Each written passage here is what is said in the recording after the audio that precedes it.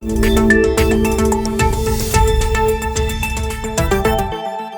ោកអ្នកអង្គញាលីយ៉ុងផាត់ដឹកនាំគណៈប្រតិភូសមាគមអង្គញាកម្ពុជាអញ្ជើញដាក់កម្រងផ្កាគោរពវិញ្ញាណក្ខន្ធសពឯកឧត្តមអ្នកអង្គញាឧត្តមមេត្រីវិសិទ្ធហ៊ុនសាន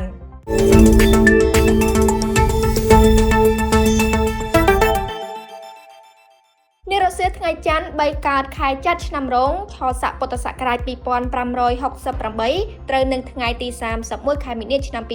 2025លោកអ្នកអង្គញាលីយ៉ុងផាត់ប្រធានសមាគមអង្គញាកម្ពុជាបានដឹកនាំគណៈប្រតិភូសមាគមអង្គញាកម្ពុជាដែលរួមមានវត្តមានរបស់លោកអ្នកអង្គញា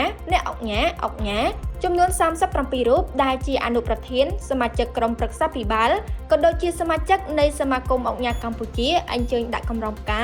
គោរពវិញ្ញាណក្ខន្ធសពឯកឧត្តមអ្នកអង្គញាឧត្តមមេត្រីវិសិទ្ធហ៊ុនសាន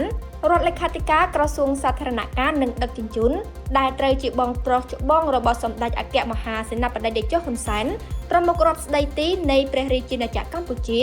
និងជាប្រធានកិត្តិយសសមាគមអង្គញាកម្ពុជានៅគេហដ្ឋាននៃសពនៅក្នុងសង្កាត់បឹងកក់2ខណ្ឌទួលគោករាជធានីភ្នំពេញសូមបញ្ជាក់ថាឯកឧត្តមអ្នកអង្គញាឧត្តមមេត្រីវិសិទ្ធបានទទួលអនិច្ចកម្មកាលពីព្រឹកថ្ងៃសុក្រ15រោចខែផលគុណឆ្នាំរោងខស័កពុទ្ធសករាជ2568ត្រូវនឹងថ្ងៃទី28ខែមីនាឆ្នាំ2025នេះនាវេលាម៉ោង 2:27 នាទីនៅក្នុងជន្មយុ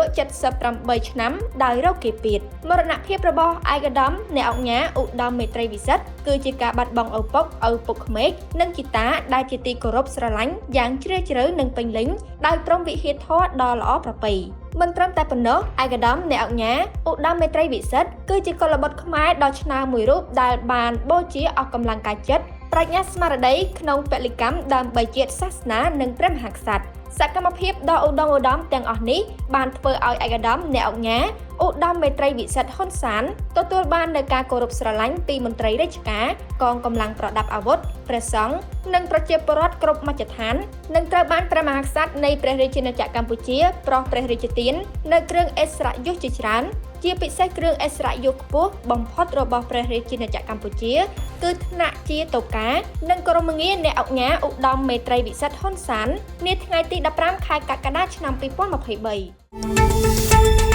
2023